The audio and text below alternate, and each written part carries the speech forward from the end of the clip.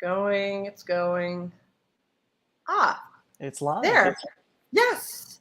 Hello, everybody. Thanks for joining us on a Monday. Yes, we are doing Mondays now. And I am not with Seth. That is correct. I am not Seth.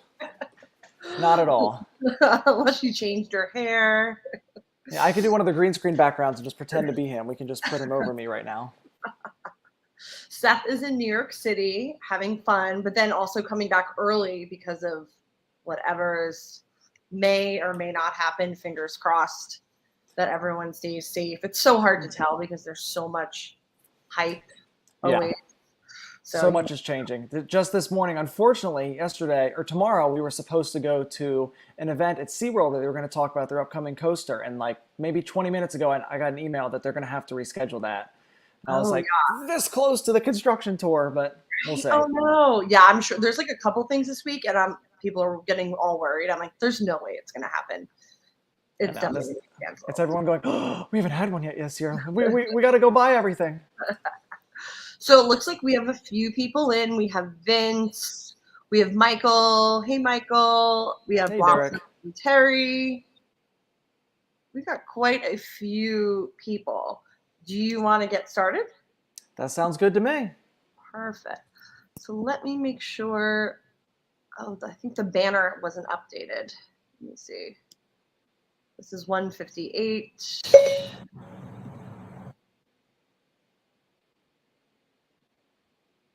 Okay. Our eyes slowly moving across the screen, watching the banner go. We're like, right. Okay. Well, because it was the old episode, so I'm gonna Okay. Let us get rolling. You ready? I'm ready. Okay. Please lower your head and watch your step while boarding. Welcome to the Attractions Podcast. You are all clear for dispatch. Have fun. Hello, everyone, and welcome to episode 158 of the Attractions Podcast, sponsored by MEA and Mouse Fan Travel. I'm Carly. And I'm Tharin. And we are here to talk to you about the latest and greatest in theme park news and more, as well as what's been going on in our lives. And I would say we have been up to spooky things. Very spooky things, yes. Yeah, From so do you want to go first? Yeah, of course. So, I mean, there's Horror Nights, there's Hallow Scream Orlando, there was the Haunted Road, and just Saturday, I got to go to Legoland, Florida for all their fun Brick or Treat events, and it was so cute. I have been to Legoland many times, but this was my first time really experiencing Brick or Treat, and the reason I have this booklet, there is so much happening there. This is a 30-page book with maps that shows everything. It's got the character times. It's got, do you want to go get candy? And they set it up so nice. Like, do you want to go get candy? Here's the exact time. Here is where you can find the character. And then each individual land is even separated with its own map that shows you exactly where stuff is. Like, Legoland, they did the most for this event. Honestly, it was wild. That is insane. I mean, I feel like that's more organized than even like Oogie Boogie Bash and some of the Disney events. Yes. And that's not even a booklet. That's a book. This is a full book, yes. I mean, this thing is solid. And it was the first time they did an overlay for their Dragon Castle roller coaster ride. And it's really well done. It wasn't advertised. I didn't even know it was happening until we got there. But it was nice. They had like the disco stuff happening. And there was a short enough wait where, I mean, if you want to jump on it again and again, it was maybe 5 minutes to get in line, which was great, even for the opening day. And that's a great ride. Anyway, so I got the overlay. So would you say it's definitely family friendly, but you still enjoyed it as a solo adult? Yes. I mean, it was all of us adults there covering it, but I mean, the kids were having a blast. I really, really love Miniland USA, and they even put an overlay for Miniland USA. They had hidden stuff all over the place. Probably the funniest one is we've got the White House, and we've got Joe Biden down there, but then on the roof, we've got vampires attacking the White House, and the Secret Service were fighting them off. Those are the details I love, you know? Mm-hmm. That's the stuff that makes Miniland so much fun, is those little stories you can find. So that was really, really well done. What about the food? The food was good.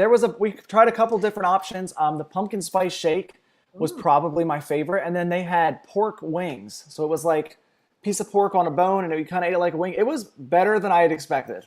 So I I really liked saw it. someone post a photo of it. It was very like medieval times. Like you had Yes, the very literal medieval times. bone with the meat on it, and I heard the pumpkin shake was awesome. So that's Yeah, great. the pumpkin shake was good. I I'm mean, kind of glad they Legoland, gave us a sample size because I would have had like 5 or 6 full ones if for not.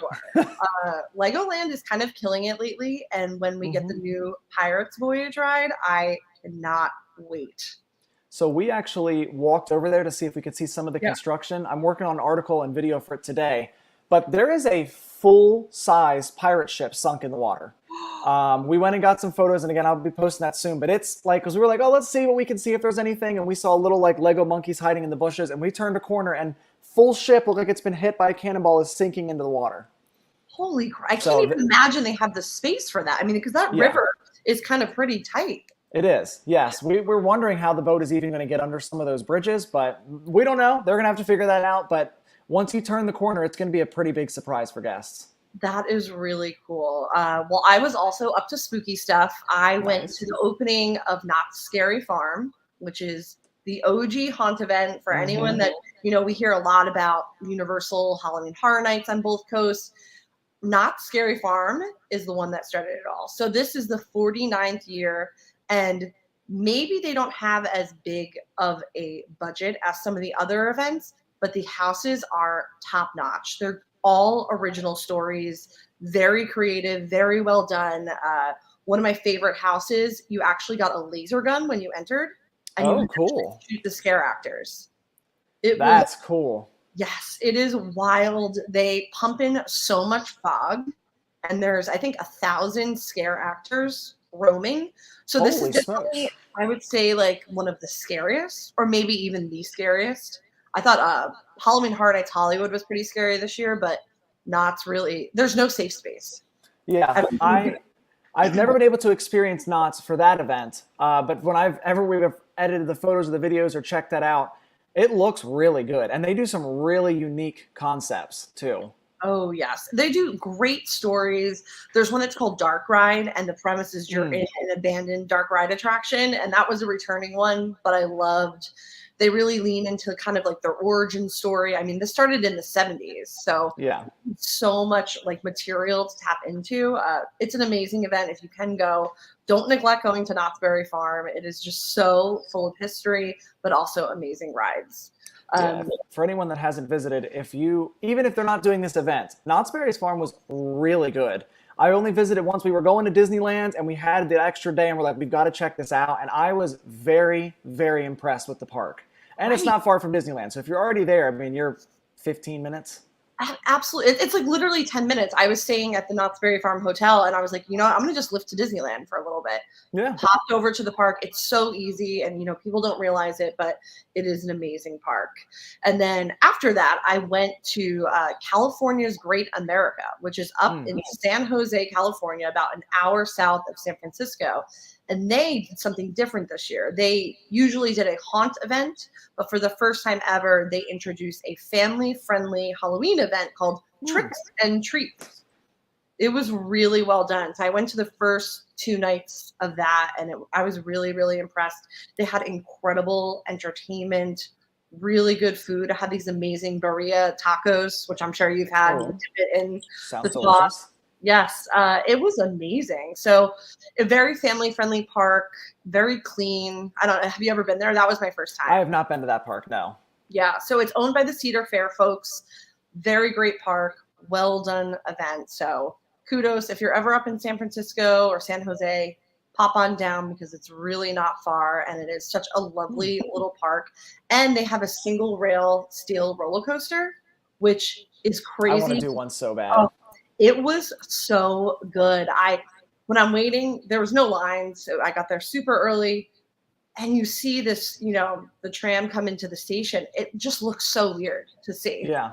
And you get in, and it's almost like Hagrid's-ish, but it's still a normal cart. But you feel more like, you can feel it in your hips the way you're sitting, kind of weird. It was great. It was very smooth. I was expecting it maybe to be kind of jerky, but. And is it single rider as well? I feel like most of the ones I've seen have been like back to back. Yeah. Okay. It just looks so weird because your mind is so trained to seeing the 2 people. It was great. And it had the first drop was straight down. I was like, I have to go front row. Did front row. Of course. It was awesome. So it's a really cool park. It's been around forever. If you make it out there, definitely check it out. Good. Okay. Sounds like we got some great recommendations. Yeah. So spooky season is in full swing. I know we've done so many things and it keeps winding up. So I'm excited to, keep it going because we're not even in October yet. No, yeah. There's still a lot more to come. Okay. So without any further ado, let's get into the news.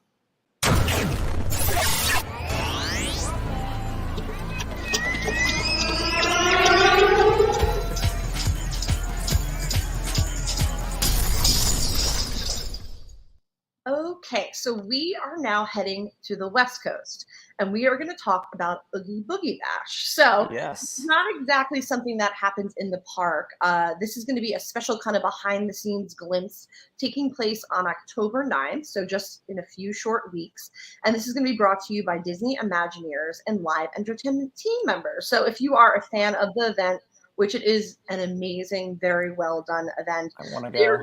Yeah, it's so good. I loved it this year, loved it that last year. So they're actually going to have kind of a moderated conversation. It's going to be hosted by Disney Coast to Coast podcast host and also a member of the attractions team, Jeff.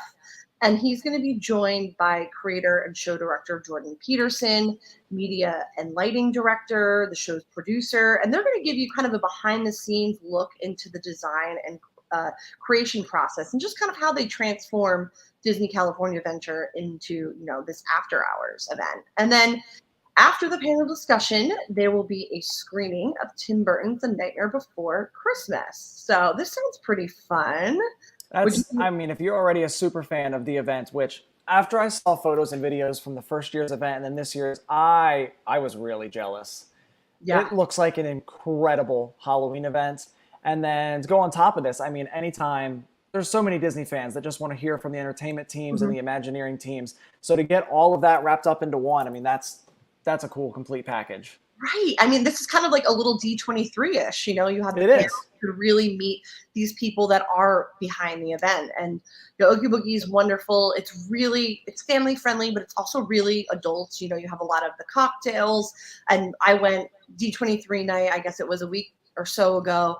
And you know what? It's so many, everyone dresses up, which is really cool. Yeah, that does help. That makes it better. Yes, it's so much fun. I got dressed up. There were so many Sanderson sisters. Everywhere you turn, there was groups of it. And these costumes are amazing. And of course, you get unlimited candy and you could see some really rare characters. So, as it should be. Yes. If you are. The thing I highlighted here, the $30. Yes. That's $30. Right, exactly. Compared to a D23, which is like $199. So yes, this is a really good value, and it's taking place just 7 miles from Disneyland at Frida Cinema. This is going to be October 9th at 3 p.m. And so this is only one time, so there's just a limited number of tickets. So if you want to get in, you get the panel, the movie screening, there's going to be some gifts, and it's only $30. Yeah. So if you're into that, highly recommend. Okay, now we are moving a little north and also east to talk about Universal Studios Florida and Universal Studios Hollywood, who have introduced an NFT collecting experience that was designed to enhance Halloween Horror Nights at both parks. I don't know where to begin.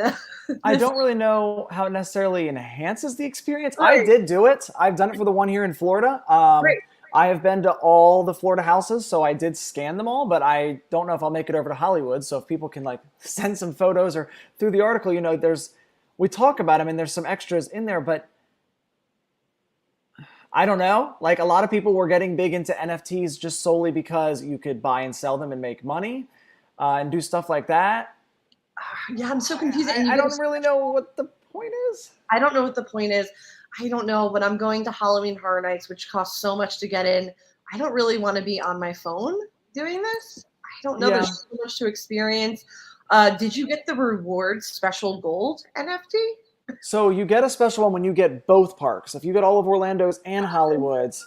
So the one I have on the screen now is an example of some of those ones that'll show up. I got some of those, and they pop up. I don't really know what the purpose is, you can save them to your phone, which I also feel like is the opposite point of an NFT. But you can save them to your phone. So if for some reason, because they kind of pop up like GIFs, you could send them to your friends, I guess. If they're like, what house are you at? And instead of texting them, I'm at the bug house, you could just send them the bug house NFT. I don't really know.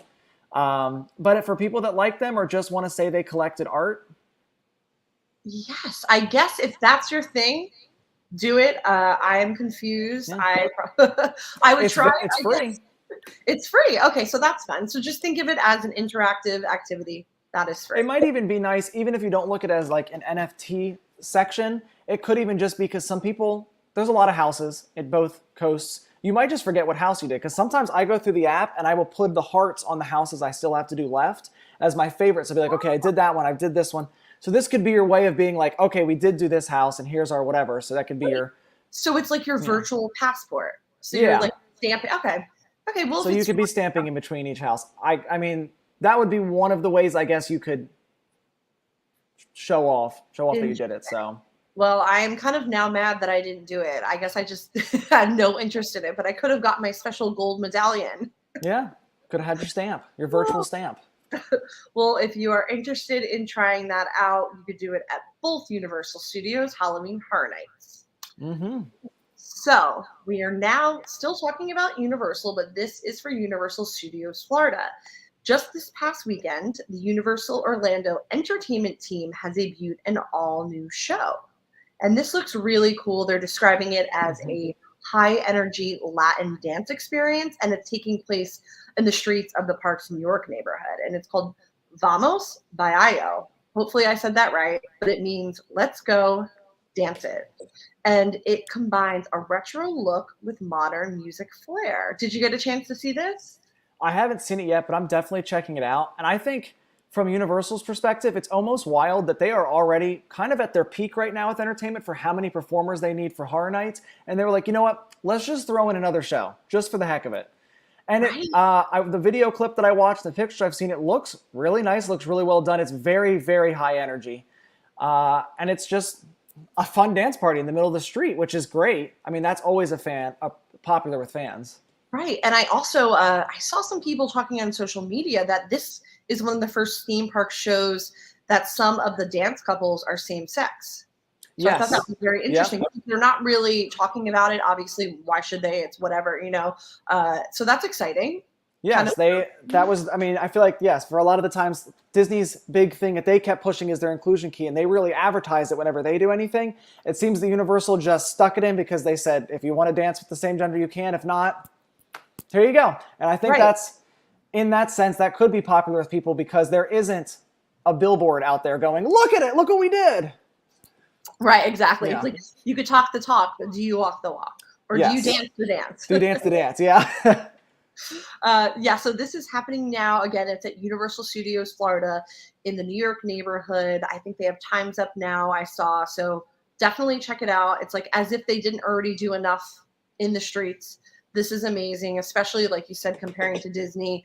We are seeing so much of that street atmosphere get taken away. Mm-hmm. And this is really what brings the parks to life and also just sets the standard and sets them apart of the many other theme parks. That these are the little details that are so fun. You can, grab a drink at Finnegan, sit outside, watch these shows, watch the Blues Brothers. And that's what makes these parks immersive and special, I think.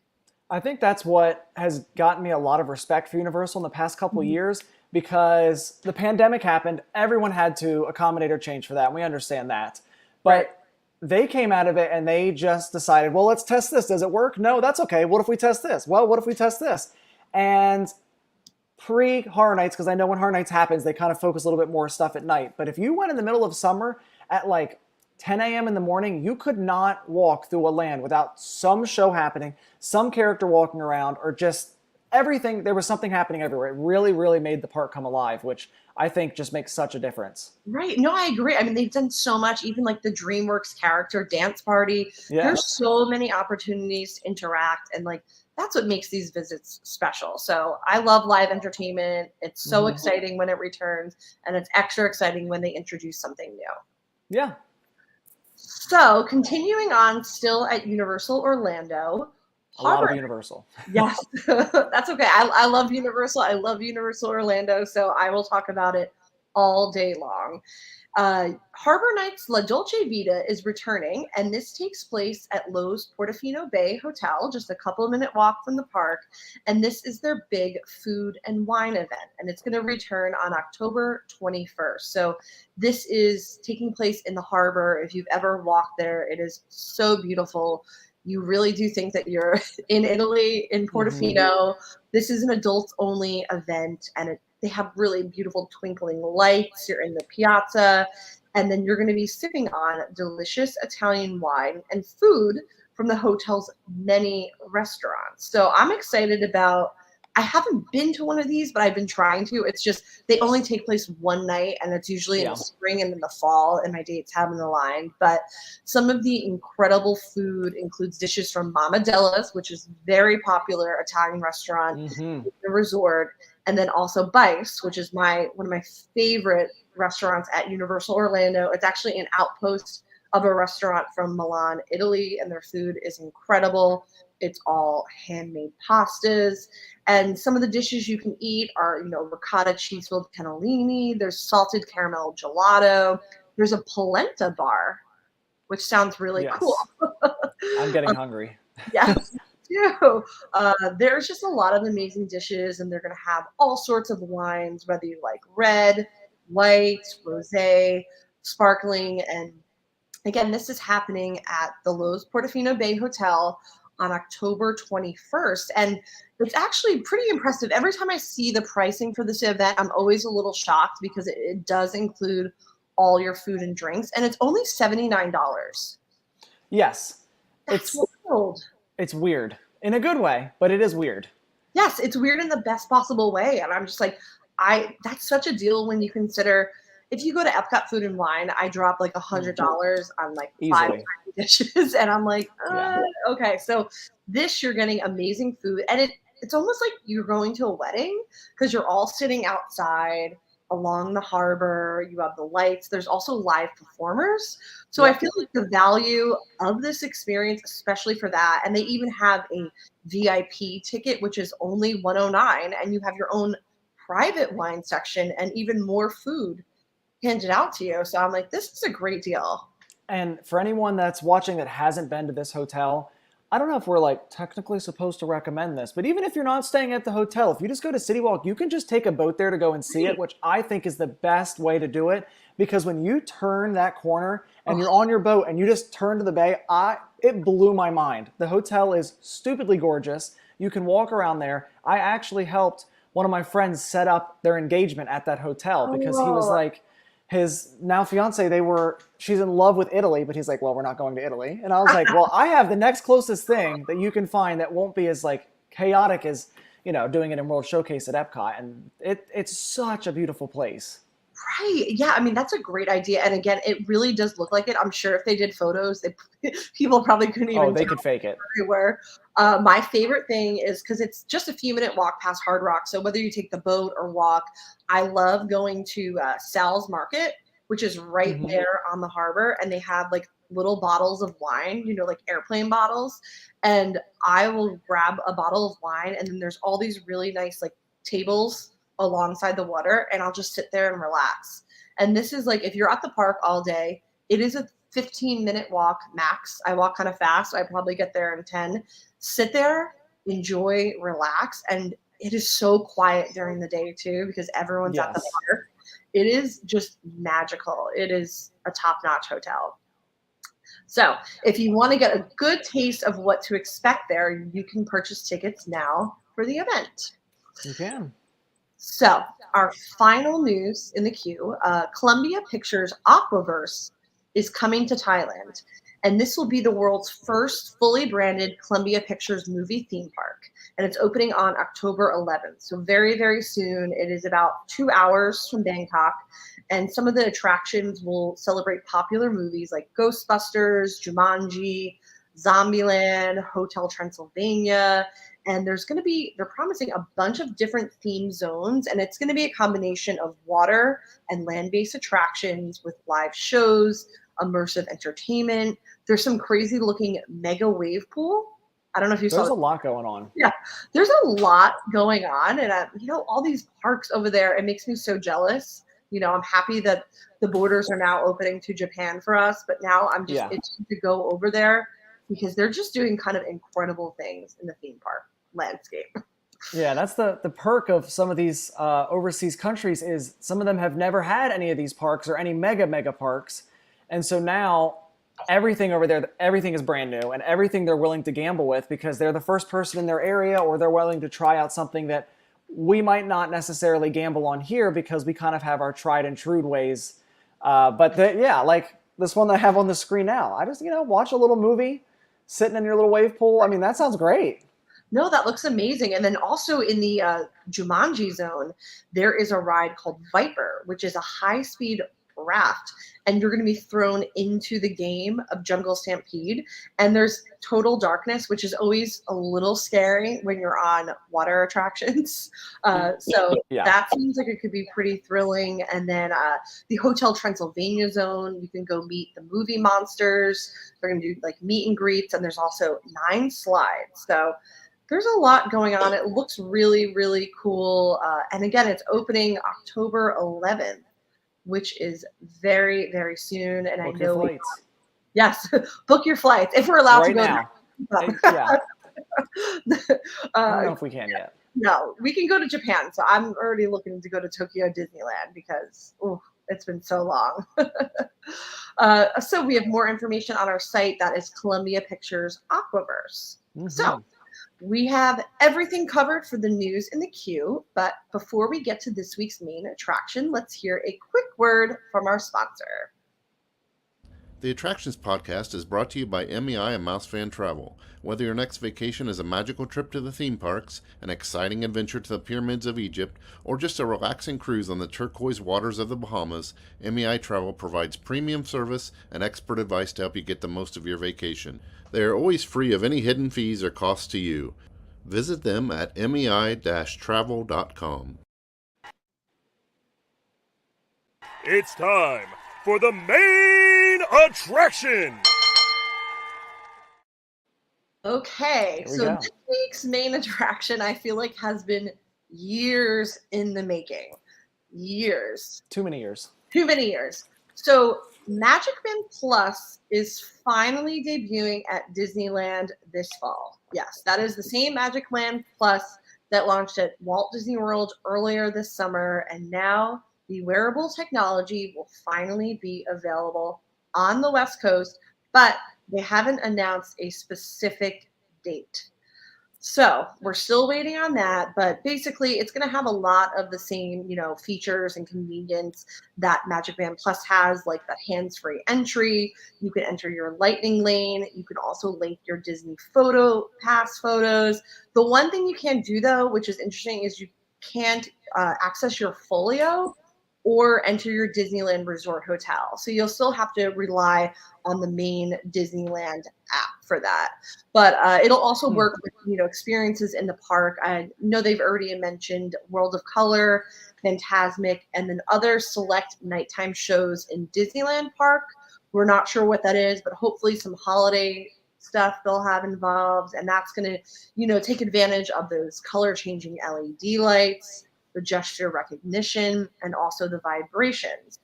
And then also, you'll be able to participate in Star Wars Batuu Bounty Hunters. So that's the same thing that we have at Walt Disney World, and your MagicBand Plus will now work for that in Disneyland. So are you a MagicBand Plus advocate? Do you love it? So I have like 7 or 8 of the other MagicBand, like the original MagicBand 1s and 2s, because I love that they would make color and do stuff on like the touch points.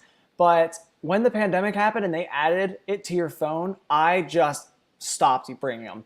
Because A, you sometimes worry about them on your wrist, and B, I just like the idea to walk in and just slap my phone and I'm done. Because they've got so much on there. Maybe I have not bought a MagicBand Plus. Same, and I honestly have no desire. I think the way it's kind of an injustice to call it a MagicBand Plus because it implies that your entire family needs it. And I think if I was bringing my family of 4, say, and we all bought that, which would be expensive. It's over $100. And really all you're getting is some interaction, and maybe with, the Fab 50 statues, I would kind of be a little bummed. Like you said, I use my phone, or I use just even my old Magic Bands if I remember to bring them, have them in my bag to get into the park. So all these extra features, which I know they're going to have some more rolling out, maybe your family just needs one, and maybe it's probably best for like a kid. I agree. I mean, I think for kids it could be really good, and some of their games that you can do with it, like the Batu Bounty Hunters, I know that one is popular.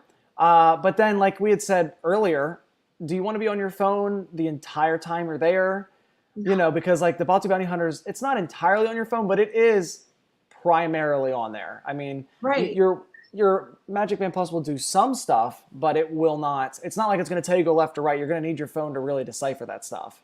Right. Yeah. And it's especially with this Disneyland one, like you can't even go get into your room with it. Like, I don't know, if I'm going to be spending over $30 for something, I would like to maybe have all the basic features that would work in it. But again, like if this is something you're excited about, having your wrist sync up with a nighttime show, I get it. But I guess it's really hard for me to suggest an entire family purchasing it.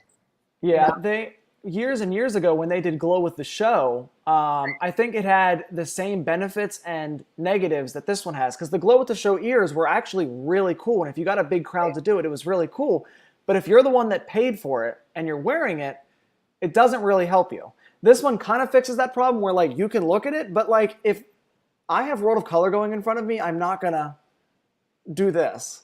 I mean, again, some kids might like, I think you're right. If you had like a family and there was 2 kids, or even better, if you had like a really young kid that they would just be mesmerized by this lights and you can walk around and they just enjoy it, then that might be the best thing for them. It's just so hard. And again, like we're talking about devices, this also has to be charged. So that means if you have a family of 4, you're getting home at night. So now you're remembering to charge your phones, your iPad, if your kid brings an iPad, whatever other devices you have, plus the band, because we're seeing that you do need to charge it every day if you're taking advantage of all of the features that it includes. So it's just kind of another thing to remember. And I'm not sure if I want to do that. Yeah, I mean, there's going to be a big group of people, and this is the next thing. I mean, that's always going to happen with the Magic Bands. But I do think it's really funny in the park that your average guest does not know the difference between a ticket, a Magic Band, and a Magic Band Plus. And it cracks me up to just see someone with a regular Magic Band in front of Mickey like, it just did it a second ago, I swear, I don't know. And they'll do all this, and then you're like, it's okay. It'll work in a minute. Wait till somebody else shows up. Right, exactly. I was going to say, just stand in the area, and I'm sure someone else will roll up next and do it. And it's interesting, in the fine print, Disneyland has already launched the site for this. You can use, if you already bought a Magic Band Plus at Walt Disney World, as long as it's linked also to your Disneyland account, theoretically, you should be able to use it. So the same one that you purchased, you should be able to use it on both coasts. I'm not sure if you're going to have to kind of log it out of your Walt Disney World account and then log into Disneyland, but theoretically, you're supposed to be able to use it on both coasts. So if you already purchased the Disney World one, And I kind of feel like, from a consumer perspective, it better work on both coasts. So you're buying a Disney Magic Band Plus. You didn't buy a Walt Disney World armband. You're buying if it's the same technology, if it's doing the same stuff, I understand over in Disneyland, they're not going to have the 50th statues, and then they're probably going to have something that we won't have. But it should work on both coasts. I feel like they should make sure it works on both coasts. Yeah. So in theory, we will wait till whenever in fall that this happens to see. But basically, yes, Magic Band Plus is coming to Disneyland. The features will vary from Walt Disney World. A lot of them are the same, but we'll keep you posted to see, when we get some more information on this. So hopefully soon. Yeah. Yeah. So before we go, we want to thank our sponsor, MEI and Mousefan Travel. And once again, just remind everyone, please give us a review on Apple Podcasts or leave a rating on Spotify. It takes 2 seconds. It's really easy to access on your phone because that really helps. And then more people will get to tune in. So yes, if you want to find more coverage from us and Attraction Magazine on the interweb, where can they find you? It's very easy. So Tharin White that I've got right there, right here. Just put an @ symbol in front of it for quite literally everything. It's the helpful part of having an odd name. My usernames are very, very easy. It's definitely an actor-like name. Yeah. Oh, thank you. I'll take it. Okay, and if you want to follow more with Attractions Magazine, you can go to attractionsmagazine.com, @Attractions on Twitter, @Attractions Magazine on Instagram, and then we are also on YouTube, and then @Attractions on TikTok. And I am on Twitter @Carly Caramana and Instagram @Adventures by Carly. So until next week, I hope everyone stays safe, try something new, but most importantly, have Have fun. Yes. We'll see you soon. Bye, everybody. Thanks for joining.